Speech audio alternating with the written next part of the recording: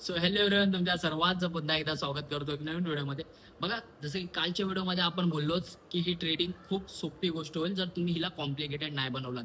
जर इकडे तुम्ही डिसिप्लिनने एका सेटअपवर आणि दिवसाला फक्त एक ट्रेड केला तर. आणि ती व्हिडिओ आपण टाकलीच आहे, जाऊन एकदा नक्कीच बघा. ॲज अ बिगिनर तुम्हाला खूप जास्त इम्पॉर्टंट आहे.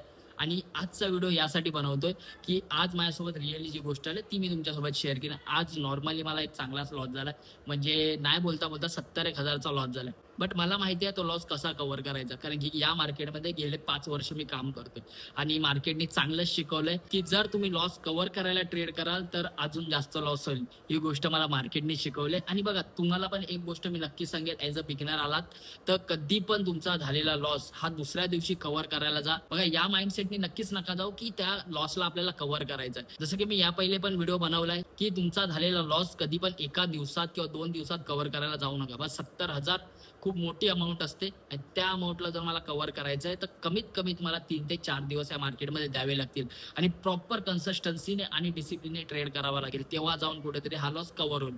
आणि मी या माइंडसेटने नक्कीच जात नाही की एका दिवसात लॉस कव्हर करेन, कारण की मार्केटने ऑलरेडी मला शिकून ठेवलंय प्रत्येक लॉस, मग तो मोठा असो किंवा छोटा असो, बघा माझ्या चुकीमुळे झालाय तो कव्हर करायचा आहे. बट एका दिवसात नाही किंवा लगेच नाही. क्विक लॉसला कव्हर करायला तुम्ही देखील जाऊ नका आणि चांगल्या पद्धतीने या मार्केटमध्ये ट्रेड करा. हा व्हिडिओ बनवण्याचं उद्दिष्ट फक्त एवढंच की तुमचा मोठा झालेला लॉस कधी पण छोट्या छोट्या टायमाने तुम्ही कव्हर करायला बघा, एकत्र कव्हर करायला जाऊ नका.